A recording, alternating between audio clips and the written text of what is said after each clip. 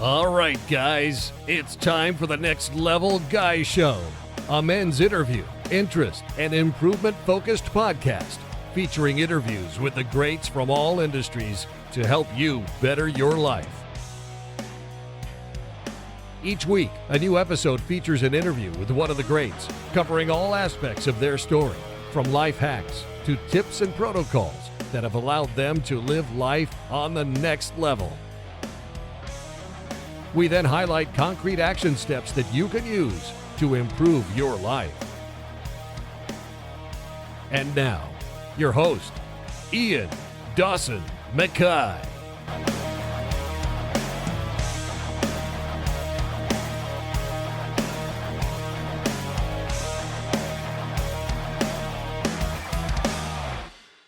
And today's guest is Michele Graglia, who is a model, author, fitness coach, and ultramarathon runner. His book Ultra was published in May 2017. Michele is intimately acquainted with the hollow feeling many listeners of Next Level Guy struggle with every day. Before he's beating David Goggins at the Moab 240 and regular winning ultramarathons, Michele was battling depression as one of the world's most sought after models. A man who seemingly had it all, yet felt nothing inside. He finally came alive when he started running for his life, literally. His new book, Ultra, documents more than his journey from depressed model to fulfilled ultramarathon runner. It's the jolt everyone needs to wake up, to pursue their passions, push past their limits, and ultimately find fulfillment in their business, relationships, and life as a whole. And in this interview, we discuss how to find yourself, how to start changing yourself from the person you are now to who you want to be, how you can become more ultra in your own life, and so much more. And now, let's get to the interview. Well, thank you so much, Michele, for coming on. Now, you are somebody who is the ideal next level guy, in my opinion. You know, you didn't like where your life was going, you transformed it, and now you're being true to yourself and doing what you want in life. But for people who maybe don't know the name, and it's going to be everywhere soon, but could you just give a quick introduction and, just a little bit about yourself? Oh, yes, absolutely. Well, first of all, Ian, thank you so much for having me. My name is Michele Graglia. I was born and raised in Italy, and for the last about 14 years, I've been living in the United States. Initially, I moved to Florida back in 2007, when at the time I was in charge of the sales in the U.S. market for my family business. So that one trip, I spent a lot of trips, of course, between, all over the country, really. New York and Miami, though, that were our main port of entries. And one trip that I decided to make, that September 2007, very first week I was down in South Beach, I happened to get scouted by a renowned modeling agent, and my life changed completely that day. So I was basically thrown into this whole new world, this whole new industry. And, it was a complete switch, a complete change in lifestyle, and even in terms of life direction. So one thing led to another. And then if you like, of course, we're going to get into depth of it, but came to a, pretty critical point where I needed to make a change, let's say, and didn't really know what that change was going to be like, and eventually found it among the pages of a book about ultra marathons, which at the time I didn't even know what they were, didn't even know existed. But for whatever reason, it struck me. It was almost like, it was a lightning bolt, and my life changed completely that day. I decided to basically reinvent myself, battle myself, believe in myself, and with one goal in mind, and that was to be able to pursue, not being a runner, but having the vision of wanting to pursue something so difficult, so life changing, became almost an obsession. And I feel beyond privileged now. We're talking about almost 10 years later, and we're here sharing stories with you. So let's get it going. I love it. So you're originally from a small village town in Italy, and you moved across to America. How did you find that transition? You know, were you always quite an adventurous child, or were you always kind of, like, what were you like as a child yourself? Did you ever find like a passion that you were interested back then, or was it only ever when you found ultra marathons did it really sink in for you? Well, definitely have always been very outdoorsy person, very sporty person, and that's probably thanks to the family. You know, we were raised right in the Italian Riviera with the Mediterranean Sea right there and the Alps right behind. So we were privileged enough to be able to spend our winters skiing the Alps and in the summers, the summers hiking the Dolomites. So I Very I nice. I would, yeah, absolutely. I was very fortunate, as I say, to be introduced to that type of beautiful environment and nature.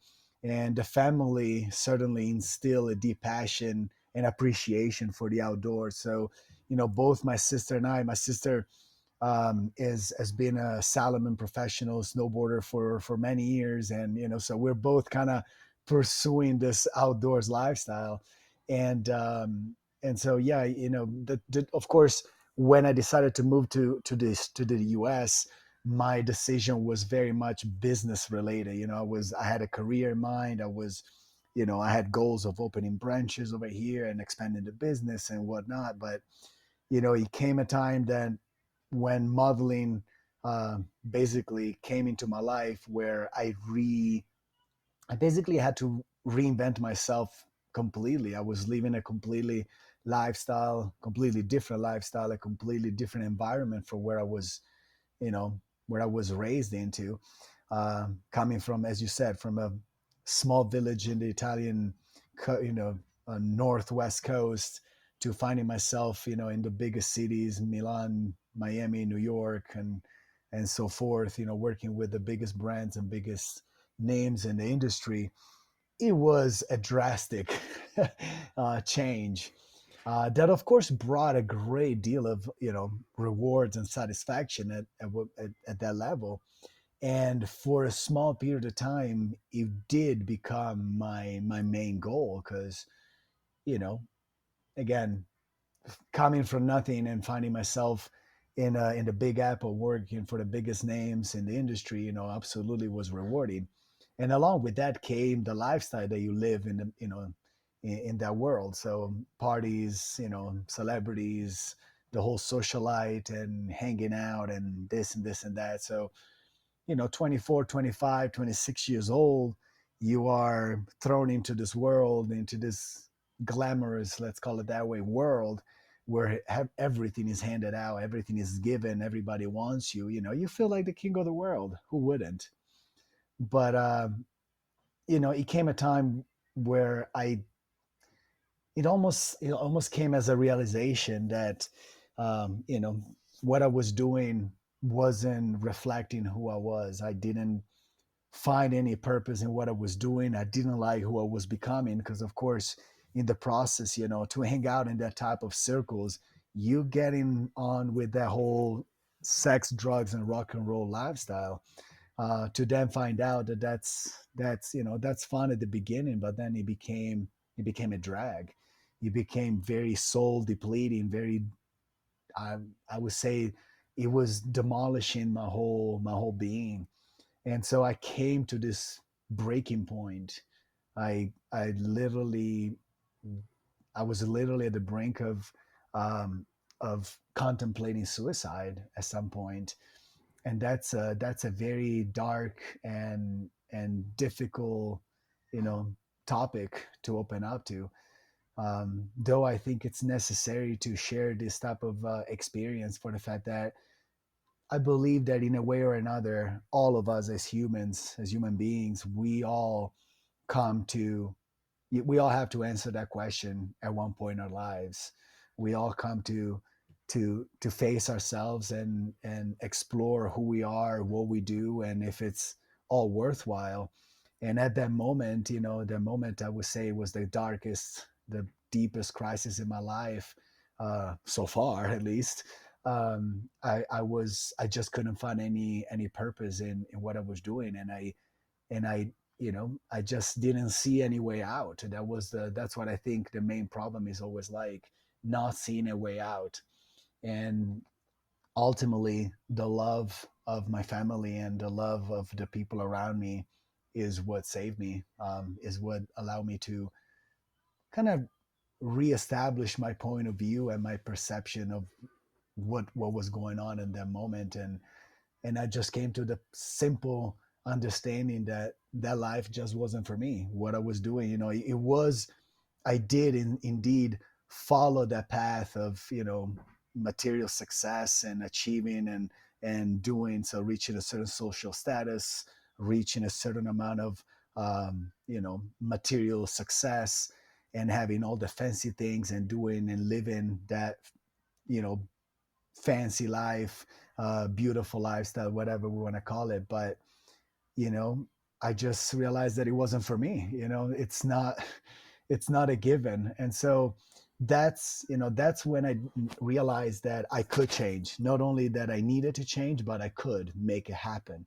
And so with the right amount of dedication and the right amount of, first of all, desire to make that happen, I was able in a short span, in just a few years, to not only discover a whole new passion that allowed me to reconnect to my roots and my love for the outdoors, but ultimately to pursue a life of purpose in search for my potential, in search of developing my own self and seeing how far I can actually go. So I gotta tell you, it's been absolutely difficult. It's been absolutely uh, challenging at times, but I wouldn't change it for anything. For the fact that nowadays, when I wake up in the morning, usually before dawn, I know that I'm on a mission. I have purpose. I find it very fulfilling to wake up before dawn, to push my limits a little further and see what I can do. So it's there are no limits, and that's a beautiful starting point to dream big. Yeah, I think that'll really hit home with a lot of people because there's a number of people who write to me who say things like, I'm not doing what I want. I don't know how to change myself. I don't know how to go for what I want. And I think that's a scary thing for a lot of people. And that's why a lot of them use drink, drugs, they watch Yep. TV every night. They want to hide from those feelings. Yep. And I think that's what really sort of will resonate with a lot of people. Is your story is that yes, you can change, but you've got to want it, and it will be scary. But I mean, you've You talked. deeply have to want it, that's for sure. Well, you talked in the book about a guy that was crying at a party. You know, you've been to one of these lavish lifestyles and parties, and you know the guys who would have like hundreds of pounds on clothes and drinks and all these Right. sorts of things, but they were not happy in themselves. And I think that's, I mean, something I've struggled with is Yeah. not feeling connected. You know, I've sat in a bar with people who I was friends all my life with and thought, what am I doing here? I'm not enjoying this. What, you know, Yeah. and I was wasting every weekend. This is before I started the podcast. But what did that teach you back then about it? Was that the kind of the kindling to start changing your life, to see that people with all the success still weren't happy? That's exactly right. I think that in a way or another, we are programmed from when we're young, from when we're kids, to pursue a certain lifestyle, so, or a certain goal, which is usually towards material success. uh, you got to get a good degree so that you can get a good job, so that you can make good money, so you can have all these good things that eventually going to make you happy. But what I realized in the process is that it wasn't just my personal experience, because of course I had the opportunity to be introduced to that world and live it up and explore it wide and long. But I also had the opportunity to connect to wealthy people, socialite, that had incredible amount of wealth, and despite that, not having a goal, not having a purposeful direction in their lives, they were absolutely miserable. And so that kind of opened up my eyes to the fact that the search that I was going for wasn't the right one. And here I'm talking about a societal trend. As you say, we all grow up, we all go to school, we get our degrees, and then, you're thrown in there, you're starting living the, you know, you're going out, you're living the partying lifestyle, you're showing off, you're, buying expensive cars, expensive clothes, and this and this and that. Most likely, though, to impress people you don't care about. And and after a while, you just realize that it's completely detrimental to you, not only to your physical health, but to your overall well-being. Because, you know, alcohol, drugs, all of these things, they are, let's say, fillers where there is discontent, or at least that's what I experienced for myself.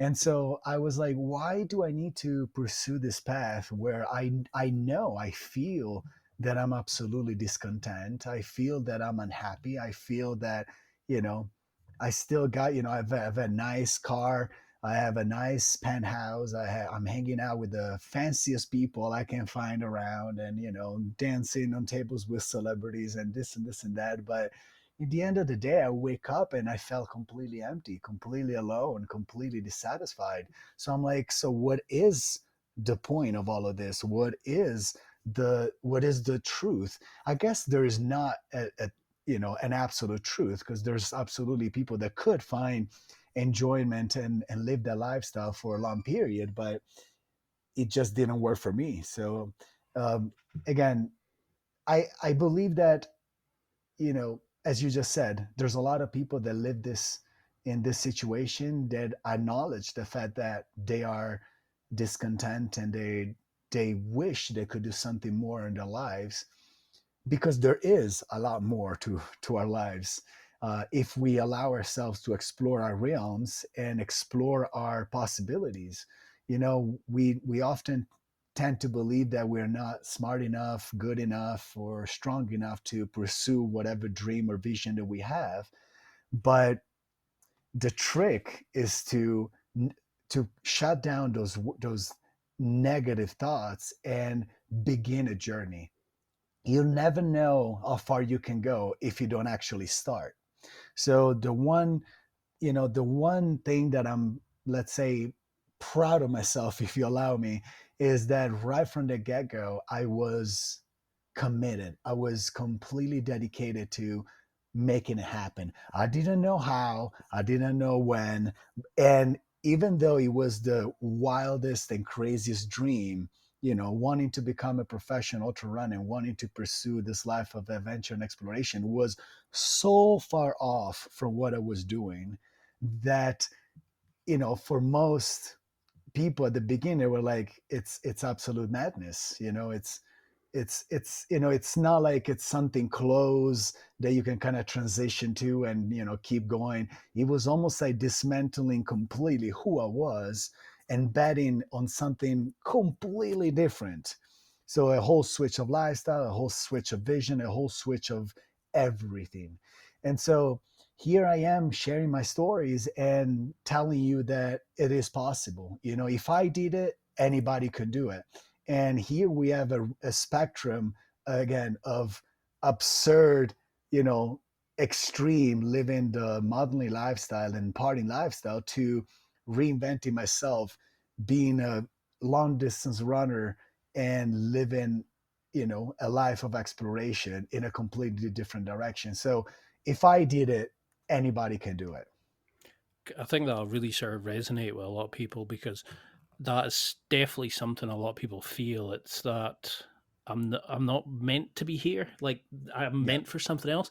And you're in the ultimate situation where you were judged by how you looked, not by the content of your soul. You were that's judged absolutely by right. your looks, or what, like how you could make a brand look or something like that. And this is why I was so keen, because when I seen the transformation you made, it was amazing. But what were the red flags you noticed? Like, for me, I mean, I've suffered on and off with, it's probably more seasonal depression, but I kind of get it every so often. And Yeah, for things I noticed where, like, my flat would start getting a bit dirty, or I wasn't paying attention to, like, my personal hygiene as much as I used to, or right. you weren't getting the satisfaction from the events. Was it like a one-off event that kind of really just got you to change, or were you noticing this every time you went to events, or were you noticing it every time you went to parties, that you just felt like you weren't connected, that these weren't the people that were your people in life, so to speak? Absolutely. I would say, a few events that brought to that breaking point. To me, the main part was the feeling of disconnection, and the feeling of persistently getting taken advantage of.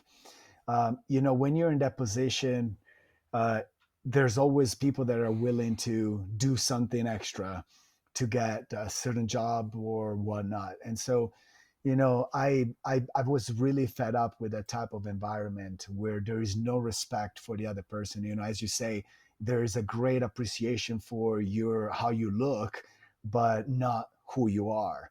And so, what I realized is that it, you know, living that type of life in search of, everything is external. Let's say, you're looking at everything as how it looks, the how they present themselves, how, the things they have, all of this that's just like, uh, let's say, fillers. As I said before, they're almost like you need these things to make yourself feel important, because you know that deep inside you are empty. And so I started feeling that way. And I started feeling that great sense of disconnection, because we were living in a golden bubble.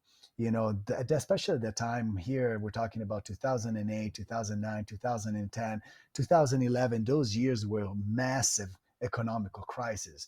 A lot of businesses were going bankrupt. A lot of people were losing homes. A lot of people were started living on the streets. It was pretty nasty, though we were still out there partying it up like nothing happened, and it didn't even fade us. It was completely, it didn't matter to us. We were part of this circle. We were having a good time, and so who cares about what happens outside, and what happens in the world.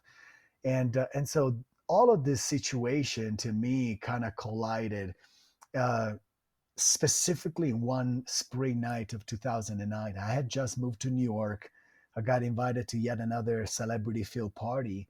And it just, few people came to me, and, one thing led to another. And just quietly, I decided to walk home. And that's when it was a cold spring night. I just, at the crack of dawn, I opened the window of my 15th um, floor apartment overlooking the Statue of Liberty right by Battery Park at the tip of Manhattan. And I just sat outside with my feet dangling. And in that moment, that came the big question: what am I doing? Like, who am I really?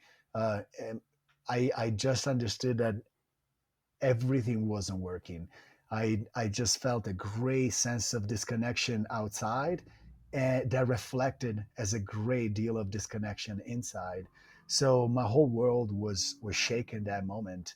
When you contemplate your existence, you have to answer those questions. It's raw, it's painful, it's daunting, it's scary, it's dark, but I think one way or another, we all have to, at some point in our lives, confront our demons. And that's when I did. That's when I did. At the most critical moment, I had to face those questions, because to me, there was either putting an end to it, or coming off of that with a conscious decision of changing what I was doing and who I was. So there wasn't a question of if, maybe, perhaps, so I could. No, it's I must. I have to. So that's, it's almost like change is always scary. We all know that. Change is always frightening, because you are leaving who you were to discover who you're going to be. But just like evolution taught us, it is absolutely necessary. You have to confront that. You have to be willing to face those uncomfortable thoughts and actions that are going to follow, but it is worth your own life. So, when I came off that day off of the windowsill with the love of my family basically saving my life that moment, I was committed. I was fully dedicated to discover what my next chapter was going to be.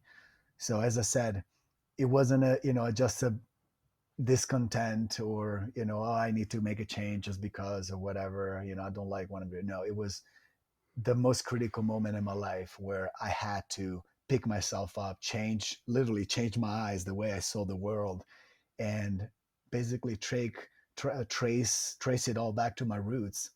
And it wasn't easy, even at that moment. I knew I had to change. I knew I had to find something. I knew there was an adventure calling, but I wasn't quite sure what that calling was. So the process took over a year to eventually discover ultra running and begin that process. So through all of that, you still have to buckle up and find your strength within. Yeah, I mean that's really similar to how I was feeling a few years back, and it's quite amazing how dark your thoughts can get, when you can't see a way out. Yeah. And it's amazing to have people like you have your family to support you. I had the same with mine, but not everybody has that. And that's why I'll say to people is you have to want to change for yourself, not Yes. just to improve other people. You need to want it deep within yourself, because there'll be plenty of times it's easier to slip back to the comfort zone. But Yep. when you started this change and you got your friends who were saying, come on, let's go to the party, stop being silly, come and Yep. have that night out, how did you learn to deal with that kind of negativity? Because I had to basically cut out a lot of people in my life who they weren't Yep. interested. They don't, if like the bucket of crabs, they all pull each other in rather Yep. than letting themselves escape. Right. How did you learn to deal with people who were maybe scared of the change you were making, because it made them sort of consider who they were as a person? Well, to me, it really didn't matter at that moment, because I realized that you know you need to really analyze the people that are in your lives. And I've done that several times throughout my journey. um, Asking the most important question is, are they a positive influence in my life, or are they negative influence in my life? Because you can encounter a lot of acquaintances, a lot of people that you're having fun with, but ultimately I think the true friendships, the true friends, are the ones that allow you to grow and explore yourself. It doesn't matter what you do. Of course, if you're in that specific environment, it's very unlikely that you're going to find people that will allow you to detach from that world, because you are you are involved in the whole lifestyle. You are soaked in it, and it becomes very difficult to step away, just because, as I said before, it's a societal trend. You want to go to the clubs, you want to have the bottles and tables and fancy, and all, pretty girls around and doing all the things that the TV, movies, videos, all of this stuff tells us we need to pursue. But not everybody wake up at the same time. So when the wake up call, when the alarm ring, you have to open your eyes and get up and make a change for yourself. So to me, it was, of course, a difficult transition, because again, I had to completely dismantle who I was to rediscover who I was becoming. But you know it was somewhat challenging at the beginning, but once I felt that I was reinventing myself and discover a whole new world, a new community, a new group of people that were empowering, that were a positive influence in what I was doing and what I was trying to become, then there was no more second guessing. It was just, you open up, you live in a big room and you're squeezing yourself through a small door.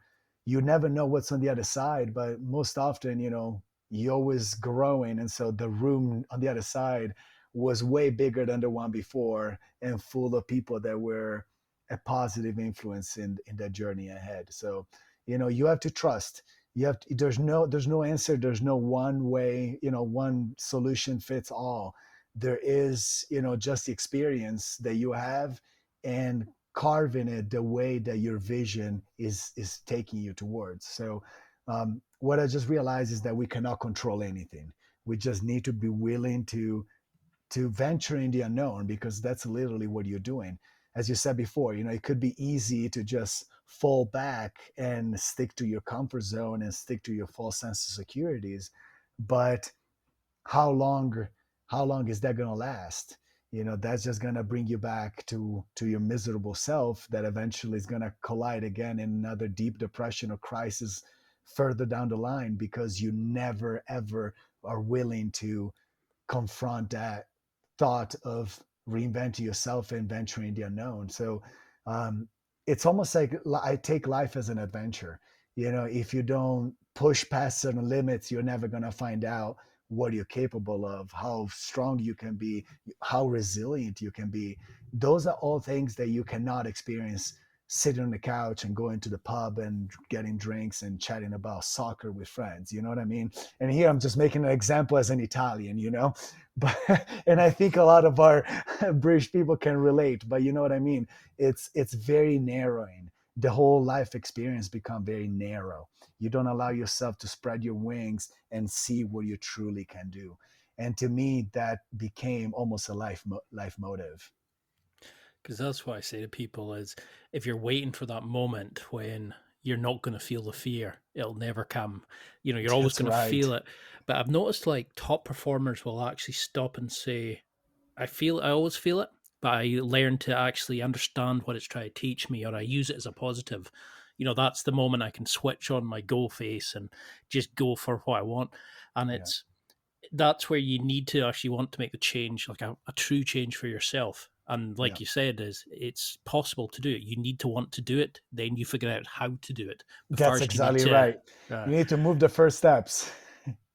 Now, you then made the standard career change from world famous top model to ultra marathon runner. That's not usually the way these things go. Could you go into a little Right. bit about that? Like, what was the inspiration for ultramarathons? Because I've seen these amazing videos of you running, and you almost seem to like connect spiritually and physically to the running, to the nature, etc. But what was your Yeah. first run like? How did you get into it? How are the marathons set up? What is it about ultramarathons that was that? Oh, there's something Yeah. to this Right. for you. Why that? Um, so here we're talking about a year and a half after I had that one, uh, dark thought. Let's call it that way. So throughout that process, I knew I felt adventure and nature call. There was, a vivid necessity to break out of the cage. The thought was very, very sharp. I mean, I knew I needed to. Especially living in New York at that time, I felt like I was trapped, and my roots, were calling back to, my let's say my soul was trying to find a reconnection to the outside world.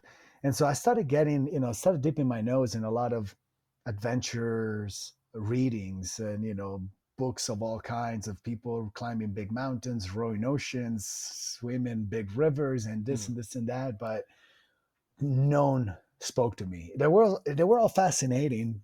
Don't get me wrong, but it wasn't like, I want to do that.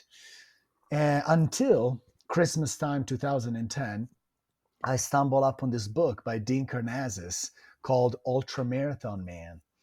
And right from the first few pages, I was completely taken. I was like, first of all, I had no idea what ultra marathons were.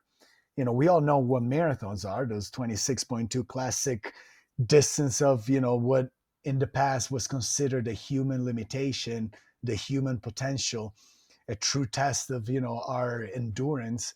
And then here I am reading of these people running 4, 5, 6, 7, 8 in a row without stopping.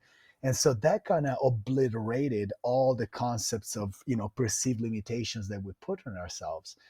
And, you know, right from the beginning, first of all, I connected with I very much related to the author.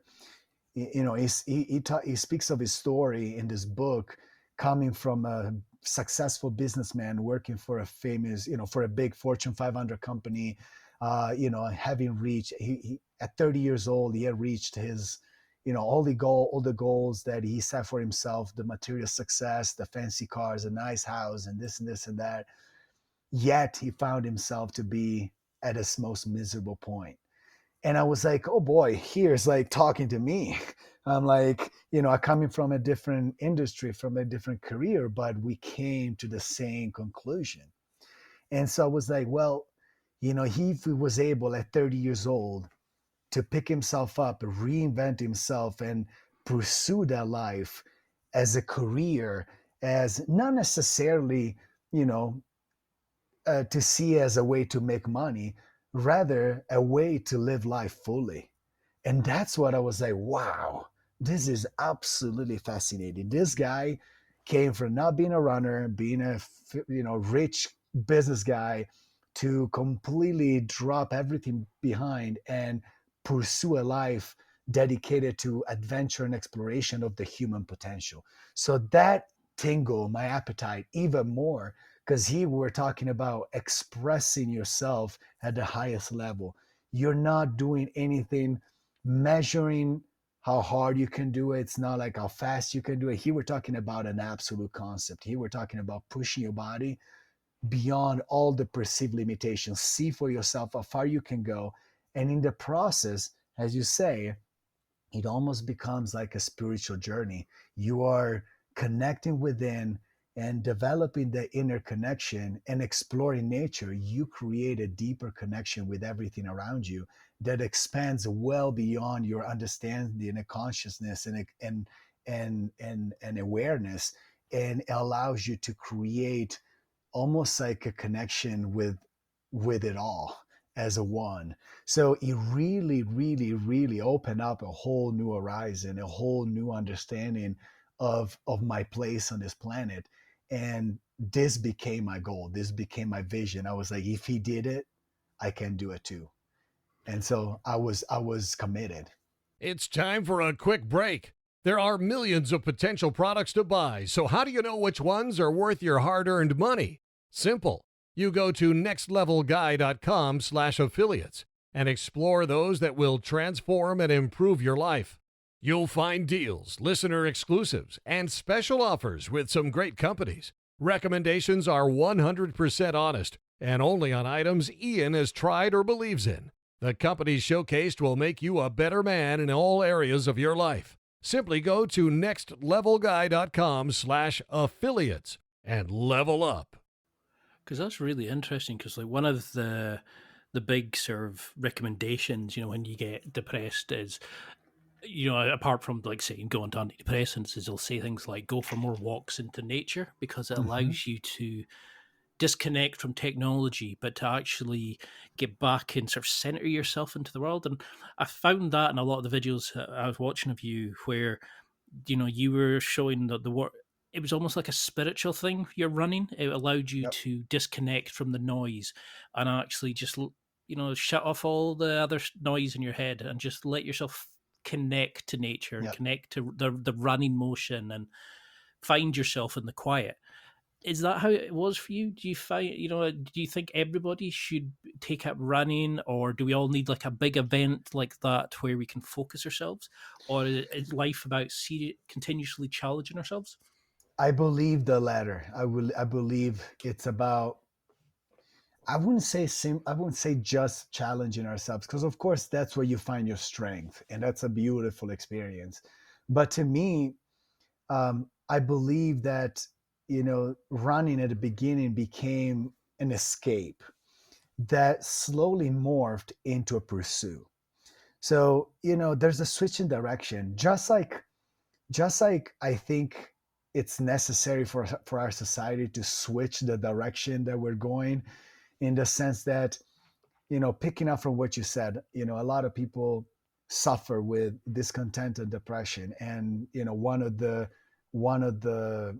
recommendations is to get out, walk, run, do some activity that bring you outside, that allows you to connect you with nature. But more than anything, those activities, whether it's a 5K, a marathon, or an ultra marathon, which is not necessarily what I'm inviting you or anybody to do. It's any distance that you feel you can do, 5K, 10K, whatever. It's a beginning, and it's a beautiful beginning because it allows you to feel yourself and begin to listen to yourself. We live in a hyper connected society. We live in a hyper influenced society where we are constantly addressing other people's thoughts, other people's opinions, other people's uh, lives. And, we're talking about social media. That's the rate of suicides in kids has never been high. It's never been as high as the times that we're living nowadays, because they're constantly comparing themselves. They're constantly talking down to themselves. They're constantly saying, "Oh, look at this guy living it up and doing all these great things. His life is perfect. I'm miserable. I can't do it. So I just put an end to it." This is the real pandemic. This is the real hurdle that of our times. This is a real war of our times. We may not be in the trench fighting and dodging bullets, but here we're fighting a spiritual transition of our existence as a whole. And here is again is because we are constantly, from the moment we wake up to the moment we go to bed, pushing our energy outward. So we're always facing outward problems. We're always dealing with outward influences. We're always trying to please other people, and all of these things, they are to disconnect from the truth of our existence. Are these practices, whether it's walking, running, yoga, anything, allow to switch the direction the other way around? So inward, no longer outward. You're switching the focus inside. And that becomes, at the beginning, you don't know you need it. You don't know what you were missing, because again, that's the way we've been raised. But the moment you start exploring that, the more you start connecting with your breath, the moment you start feeling your heartbeat, the pain in your body, that makes you feel alive. That begins a conversation within that shatters all the physical barriers, the mental barriers, and eventually allow you to tap into the inner self, which is the heart, the spirit, the soul, whatever we want to call it.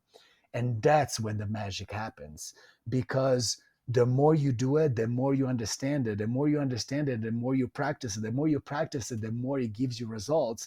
And when you are, I would say, not necessarily experienced, but where you're starting to understand those feelings, then you realize that all the problems, all the influences, all the issues in our lives, they're just like clouds in the sky. They're just like thoughts. They come, they go, but that doesn't mean anything, because if you're solid inside, what happens outside doesn't really matter. I love that because it's something I always say to people. It's like, there's so much noise and there's so many options to find stuff, but decide who you want to be. Then go and find a book on the people who you'd like to be like. Yeah. Don't try to be them. Don't because you can never go back to Right. like 14 years old and start working out like Arnold Schwarzenegger or whatever. Right. But you can take the like the habits that they suggest and then go and utilize them in your life to kind of build towards what you want to achieve. Yep. How do you? I mean, your first big event was like 100 miles you ran. You've run worldwide. You've gone from some of the hottest places to some of the coldest places. You've beaten like some of the top competitors in the world. How do you start training yourself? Not just like not like a training plan as much, but like how do you convince yourself that physically, mentally, you can do these amazing achievements that you've made? Well, like we said before, you gotta any journey begins with the first step. Doesn't matter how big, how long, or how wide it's gonna be. So to me, it was just a matter of realizing that that's, for whatever reason, there was a calling. I felt that need to answer that calling. And so I didn't know how, I didn't know where, I didn't know who I could reach out to start this, but I simply bought a pair of shoes and I started running laps in Central Park. So that was the beginning for me. And then, of course, the more you are exploring yourself, your realm, your networks, then you have to put in the work. There's no substitute. You have to dedicate yourself. And that's why I'm saying you have to commit wholeheartedly to whichever craft you want to do, you want to do in your life. It doesn't matter what it is, whether it's physical, whether it's a business, whether it's relationship, anything worthwhile is going to require a great amount of dedication to make it work.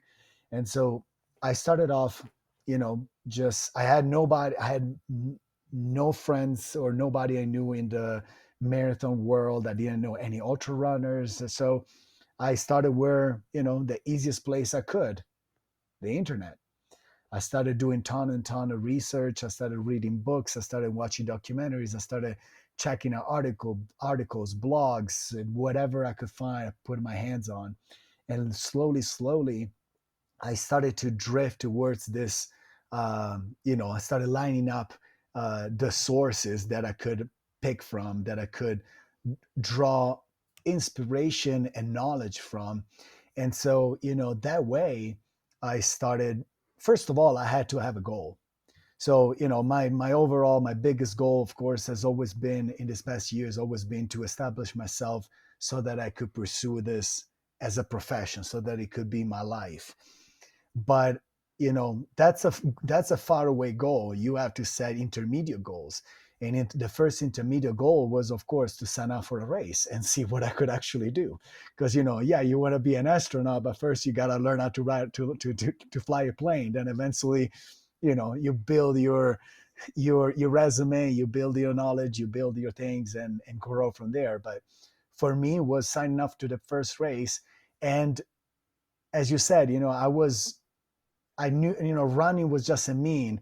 I definitely love running, but to me, the true fascination lied into the concept of ultra, going beyond. So ultra running, going beyond the running, go beyond the physical to find out what happens after that breaking point, after the limit. And so I signed up to my first 100-miler, to first race, which was less than 5 months away, which again, most considered complete madness, complete reckless approach. I was thinking that. But it completely made sense to me. Again, I don't know why. I cannot tell you why that, but I was committed. I wanted to see what it was all about. I was so fascinated, so inspired by it, that I was like, I don't want to run a marathon because I know I can. I want to run 100-miler because I don't know if I can. And that tickled my thirst for adventure. That tickled my thirst for exploration.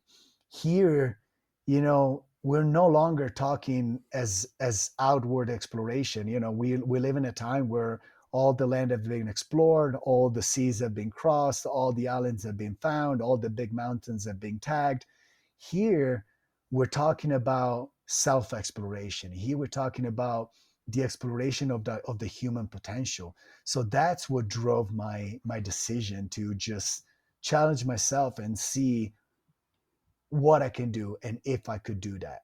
So I towed the line with a handheld in my hand, with a pair of short shorts and no shirt. I towed the line. I was like, let's rock this. So no knowing what I was facing, what I was up against. And, I trained all winter in New York. That race was down in the Keys, called the Keys 100. Keys are a set of islands south of, like in the bottom of Florida, going from basically south of Miami all the way down to Key West, which is the southernmost point in the country, in the middle of May. So terrific conditions. We're talking about 100 plus degrees, which compares to about 35, 40 degrees Celsius, and 100% humidity. So it was absolutely out of my element. But again, I just, when the gun went off, I was ready to roll. And for about 84 miles, I pushed myself to the point where I could no longer run. So I ran until basically I passed out. And that 84-mile marked my initial limit. I passed out cold. I woke up in a puddle of vomit with my father, which came to crew for me from Italy, pulling my tongue out of my throat because I was choking. I was completely destroyed. I could not move a step forward. The ambulance came. They stuck an IV in my arm to kind of revive me. And my family was there. My now wife, back then girlfriend, was there. They were all crying, begging me to never do it again. And well, that's how it all started. Because you've done some amazing achievements, and it's like you said, it's like it starts with the first step and sort of plan your goals. So for people who are wanting to maybe do something like that, I mean, what's your sort of take on things like training and diet? How can we make running fun to even get to that point where you can start discovering about yourself and challenging? Because you make these things look easy now, but like, what was it? How did you get to enjoy running? How can Right. we start improving our diets? And people who want to become ultra, who want to do a marathon, whatever it is, how would you start them if you were to like coach them through it? Right. Well, the first step is to understand where you are. Because of course we all come from different lifestyles, we all come from different backgrounds, different ages, different physiques. So at the time for me, I was very fit. I was already very fit because working in the modeling industry, I had to take care of my body at the highest level. Of course, I was fit as a gym guy. I wasn't necessarily fit as a runner, but it was a somewhat transition going from being fit in a way to being fit in a different way. So again, I jumped on. I went for the 100 miler. I destroyed myself. That's something I wouldn't recommend to anybody. But it was somewhat of an easier step. Of course, if you come from a sedentary lifestyle, that's something I would absolutely, discourage anyone to take on. The first thing, again, acknowledge where you are and start gradually improving. So, if you haven't run or if you haven't been active in years, I would just say start for several months, even just walking. For 2 3 months or more, just go out and walk at a fast clip, begin feeling yourself, begin dropping some weight, begin getting a little fitter. And that will allow you not only to break into that in a very comfortable and easy way, but also in a very sustainable way. Because the problem with a lot of people that begin, I speak of this as experience because I've been a running coach in the past few years, and there was like a very common trait: people that have been fit in the past and that not necessarily, they were no longer fit, they would just take on running. They'll be like, oh, I used to run this much. I used to play tennis. I used to play soccer. I used to do this. I used to do that. And I'm like, yes, you used to, but no longer do. So you have to Hmm. be very, very gentle with yourself. Um, the main problem is muscles react and get in shape much faster than your structure. And here we're talking about the skeleton, the tendons, the ligaments, the all the micro tissue to hold our body together. So it's a very common problem when you see people starting to run. They begin week 2 3 4, and then they get injured. And the common result is people saying, oh, running is not for me. No, you just did it wrong. Running is for everybody. That's who we are as humans. We evolved thanks to running. So running is not for me is like a bird saying flying is not for me. It's just gibberish. Running is for everybody. You just need to readapt your body to the pounding and the consistent effort that you put it under. So grow gradually. That's a one major recommendation. Start from where you are, and over the period of weeks, months, or even years, readapt yourself to that type of strain so that you can pursue yourself at the highest level. Because once you start, the process never ends. Because this seems to sort of tie in brilliantly with the sort of mental toughness, the resilience, which seems to Yes. be one of your key sort of armors of why you've been so successful. Because you just seem to kind of you connect with the run and yourself, and you've talked about focusing and always giving your best, and you're not caring what other people are doing, you're just focusing solely on what you're doing and wanting to push yourself to what you're capable of. Do you think that's why you've been so successful, that you've never kind of competed with Goggins and all these other sort of people? You've only focused on becoming the best version of yourself that's possible. That's absolutely right. I use the same mindset that we shared before, just like the noise of outside doesn't allow you to listen to yourself, disconnects you within. The same way goes with racing and competitions and running these ultra events. The competition is just noise. If I focus too much on it, I cannot focus on myself, and that's when things start going south. That's where things start going wrong. The problem is that once you are focusing on what happens outside, you're not taking care of yourself in the way that you should. You're not addressing the issues that arise, because there will be issues. You're not focused on staying present more than anything, staying present on what you're doing in this very moment, trying to give your very best. Because ultimately, let's be real, I cannot control the other people. I cannot, just like I cannot control the outside world, I cannot control, just like I cannot control the outside world in society, I cannot control competition in a race. I cannot control how the other people prepared, how much they train, how well they train. I cannot control how they're going to perform during the day, that specific day. So all I can control is is this very moment, giving it my all, giving it my best. Because ultimately, the sum of all those moments, of each of those steps, will allow me to reach that finish line.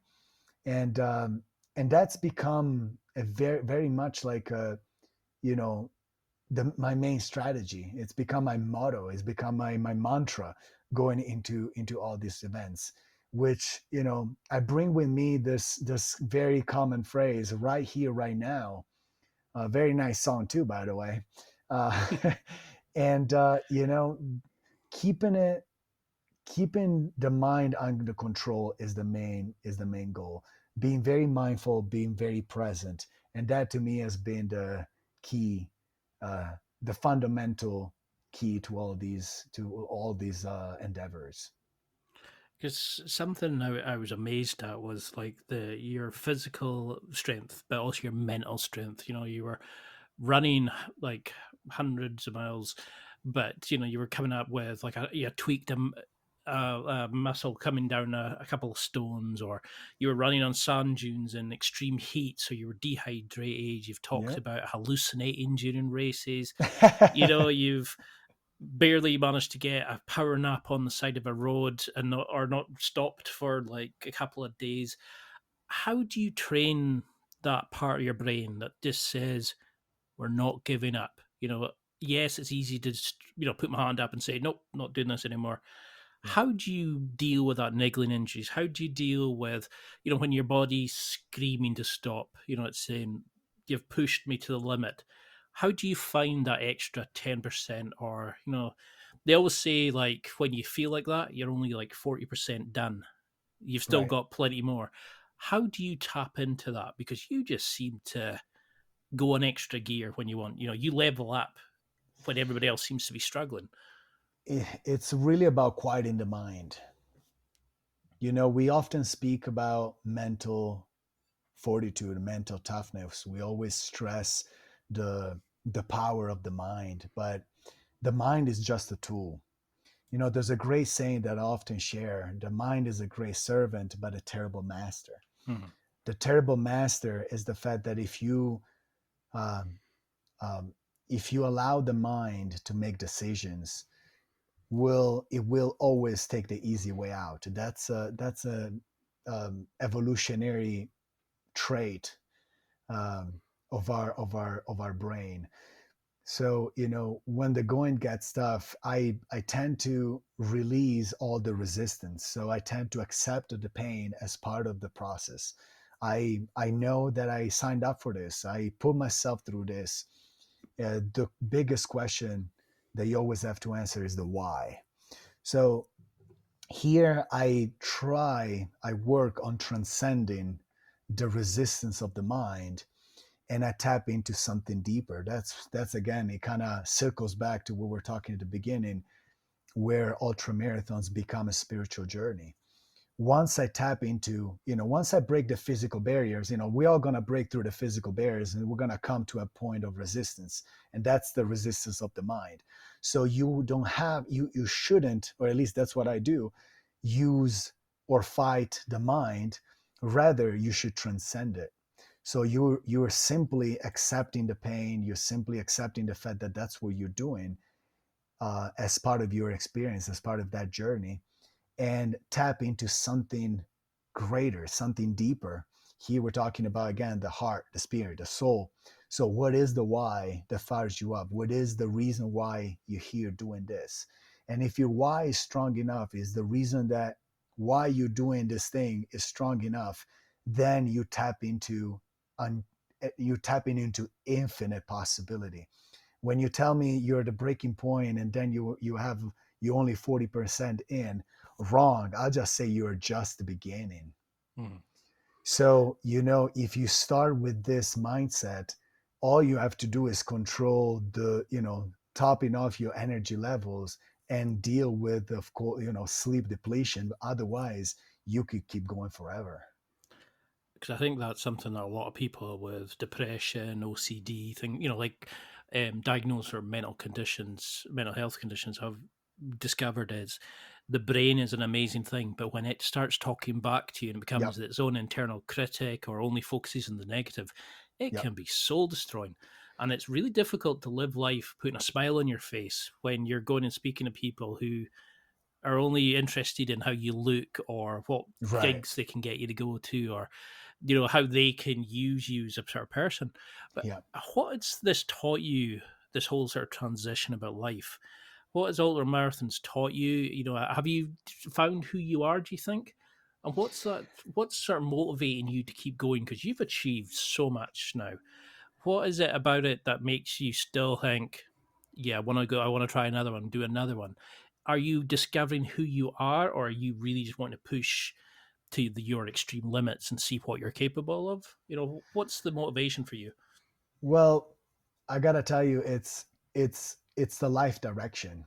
You know, um, at this very moment in my life, I don't want to say for the first time, but at this very moment in my life, I feel absolutely content and grateful and privileged to live the life that I envisioned.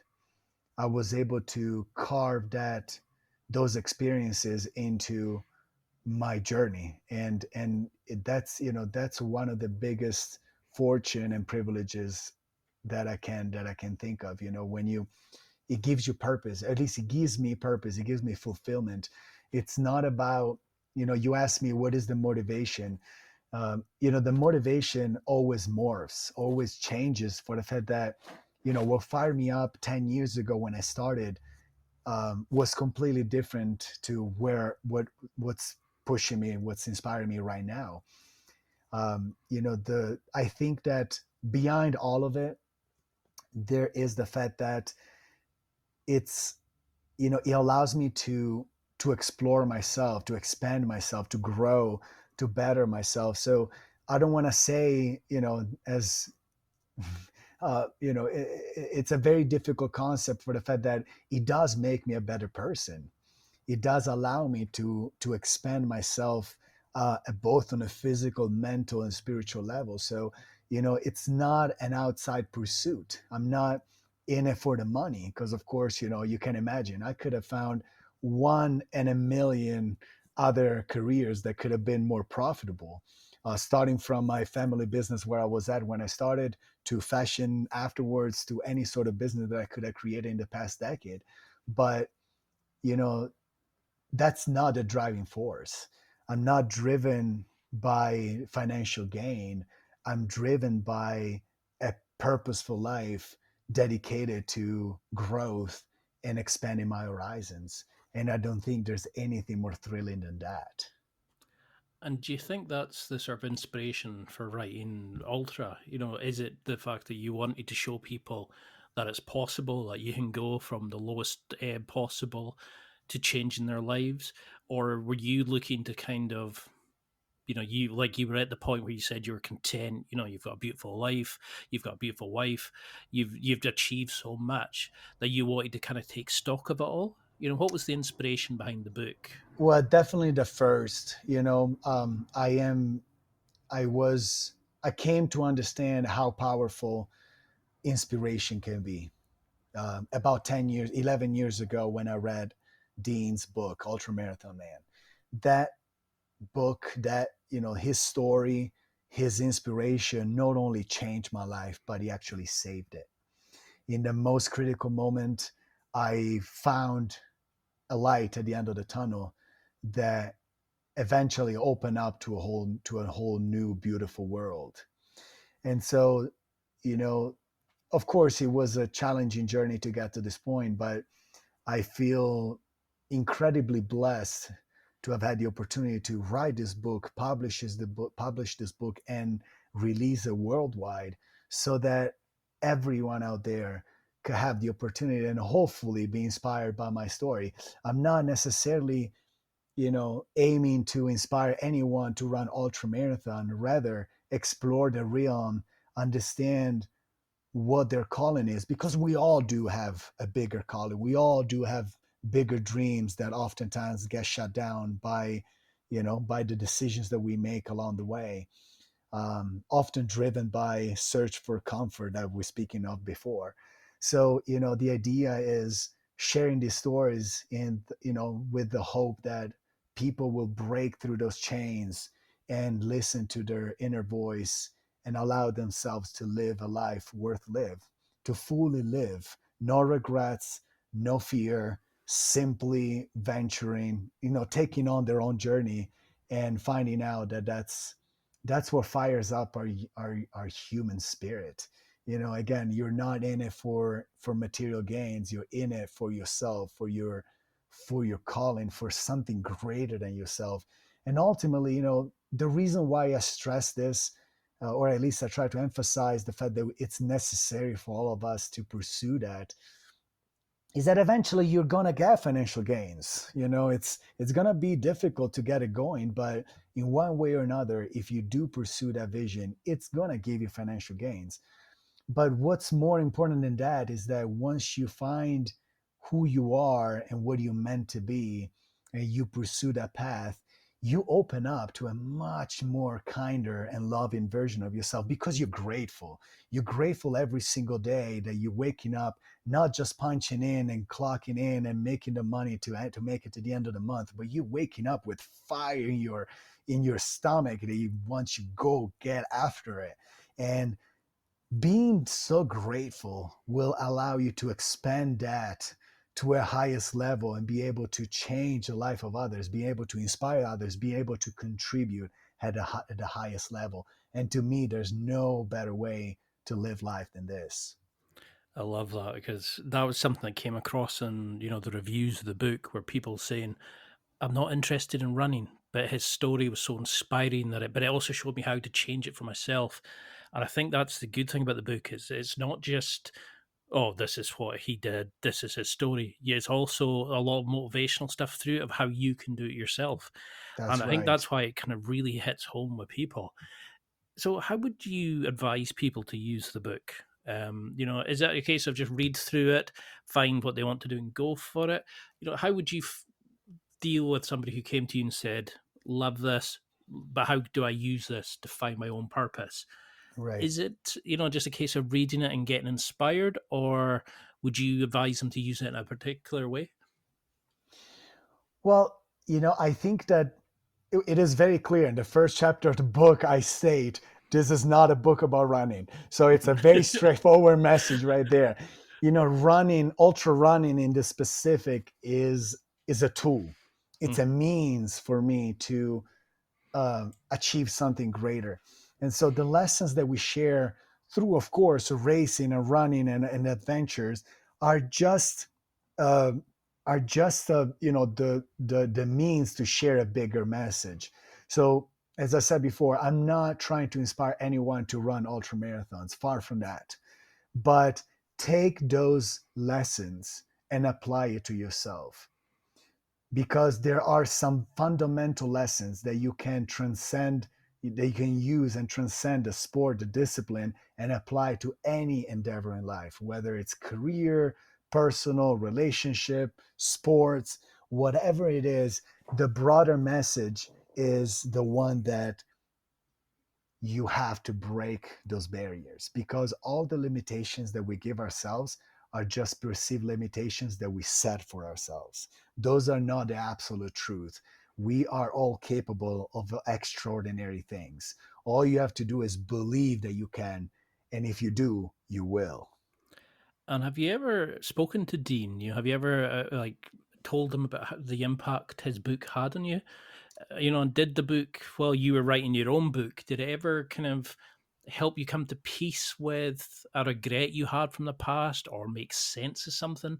Was it kind of counseling yourself in a way by writing it out and seeing it from years later and understanding what might have happened you were going through at that time? Absolutely. I mean, writing this book has been like a big shrink session, It's been like psychological, getting into the depth of my psyche and kind of addressing a lot of those, darker times in my life. And just a few years ago, I was able to connect with Dean, the guy that inspired me from the very beginning, and thank him personally. The very first message I've got from him actually came in a very incredible way, out of the blue. Great surprise, when I won Badwater in 2018. The day after, I wake up and there's a beautiful email from him congratulating and saying, um, a great deal of words that meant the world to me. Eventually I connected with the guy and I was able to thank him and, show him my gratitude for changing my life completely and showing me a way, showing me a whole new direction that, again, saved my life completely. I, you know, the great thing about this story is the fact that it came exactly, just about 7 years after I read his book and got inspired to run to take on these challenges, and in specific Badwater. He writes in his book about many big events like Western States and this and that, but the one that he speaks about of Badwater was the one that captivated me the most. It was about this, the formidable distance, 135 miles, 200, almost 220 kilometers. But what made it even more challenging, even more fascinating, was the fact that it was run in the hottest place on earth in the middle of the summer. So here we're talking about pushing your physical boundaries against the harshest conditions on the planet. So there was almost like a double extreme to the experience. And 2018 comes. I do believe in that, in the 7 year cycles. I committed myself. I started training. I did a bunch of events all over the world, and eventually 2018 I ran Badwater. And coming off with the win and receiving his message from him, it was a beautiful closure of a perfect 7 year cycle. Getting inspired by him, 7 years later, being able to run the race, winning it, and receiving the congratulation from the guy that inspired me from the very beginning was just a cherry on top. It was just wonderful. That is awesome. I mean, it's amazing to think that you're now connected. Like, it's sort of the reason I started the podcast was all these amazing people that are reading their books, their guides, their ebooks, and all that, who were changing my lives. And I thought, I'd love to interview them, and then I started doing that. And then, as you start chatting to people, you realize that they're just normal people, but they have these amazing outlooks in life. They have habits that helps them successful. Yep. And you've met so many amazing people. Like, obviously, you're a star yourself. But what have you noticed about all these competitors, these people who push themselves to these kind of limits? Have you noticed behaviors, habits, rituals they do that helps them push themselves to this next level? Absolutely. Well, I think that the one main common trait, and at least I'm speaking for the ultra community, is being humble, being open, being down to earth, being and being kind too. A lot of people that I looked up to, they were some of the nicest people I've ever met. And I don't want to say, everyone is great, everybody, they're the best and this and that. I'm not, here to sing their, sing their things, but it's very much a sense of, as I was saying before, there's a sense of gratitude to be able to be in that position where you're not only pursuing yourself, but you're also inspiring others. And that brings you, at least for what I experienced, it brings a great deal of humbleness, if it makes sense. Not necessarily in everyone. And here I'm not pointing fingers, but there is the one common trait could be definitely that. And of course, the mindset and search and dedication to the craft that of course, is necessary. But here we're talking about something greater. I'm talking about not as an athlete, but as a person. So that would be the one. Well, I mean, we're over an hour already, and it feels like 10 minutes. You've just got this way. I don't know. You just feel like a connection to you when you start speaking, and you kind of understand it, and it motivates you and it inspires you when you listen to you. So I'd love to do a round two, and we can really get into the actual running, the races, how you plan it, all that sort of stuff. Oh, But I know you've that'll got be another. lovely. Absolutely. Awesome, but I know you've got another interview coming, so I'd love to give you some time to prep for that. But what would you want people to take from this as their first kind of introduction, apart from buying the book because we'll have the link, etc. And I'm definitely going to I be pushing people appreciate. to buy it. But what would you want people to remember and take from this? Here we're talking about the most important step, the most important, let's say, I wouldn't say tip, I wouldn't say suggestion, because again, I'm no guru, but the one thing that I would share is beginning to explore their network. And here I'm talking about not the outside network, but their inner network, their brain, their what is that is calling you. So beginning to tap into, what your direction in life, what you would like to be. And, we all have ambitions. We all have ambitions in our lives. We all have dreams, but we're often a bit too afraid. We always get wound up in our heads and we start doubting. We start having those negative thoughts that we're not good enough, we're not strong enough, we're not smart enough. In a way, we all feel trapped by perceived limitations. And here we tap again another important word: perceived limitations. The ones that we perceive are not the absolute limitations. We are infinite beings with infinite possibilities. And so beginning to dismantle that perception, we begin to we allow ourselves to pick up momentum. We pick up courage, and that happens only once you start that journey. You have to. The very first thing you have to do is, whichever direction in life, just go towards that. Move your first step. You don't know how, you don't know when it's gonna happen, but go towards it. Begin that journey, because moving towards it will allow you to eventually find a lot of setbacks, find a lot of failures, but those are the biggest lessons. Those are the ones who allow you to understand where you did wrong and modify and adjust towards that vision. So in every step that you take into the unknown, we begin to discover our strength, our perseverance to reach those dreams. And it is in that process of growth that we realize that we're all capable of a lot more than what we think we can. This is very inspiring to me. Only this way we evolve, we grow to a much more, in a way, like I was saying before, we evolve to a much more loving and kind version of ourselves. This way we allow ourselves to live fully and contribute at the highest level. So whichever direction in life you want to pursue in life, don't be afraid to venture beyond. Take the step and let that wonderful journey that awaits of you begin. Because that's a beautiful way of putting it, because it kind of ties up with something you said in a video where you said about you need to be truly present and open to the experience. That's and right. not box up our talents. And I think that's the beauty of your book, of your message, is you're showing people that you can be suicidal, you can be depressed, you can be low, you can think, I'm not living the life. And at any stage you can say, nope, this is what I want to do. You may have to go it alone, but it is possible. You can figure out the how. You just need to have the why. You need to have that true desire to change, and it's possible.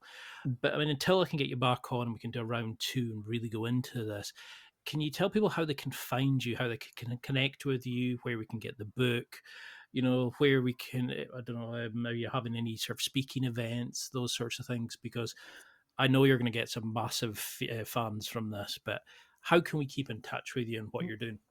Well, thank you so much. Yeah, of course. Well, I'm pretty active on Instagram out of all the other social platforms.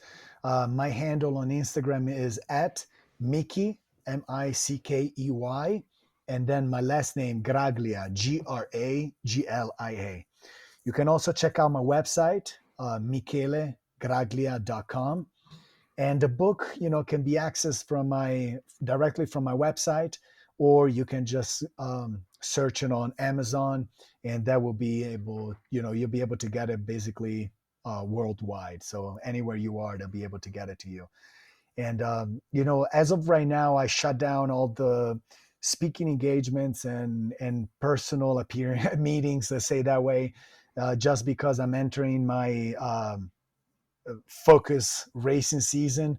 So for the next 3 to 6 months, I'll be very much involved in this, and I have several, podcasts and interview opportunities lined up already for the next few months. So there's definitely going to be more to come. But as of right now, this will be it.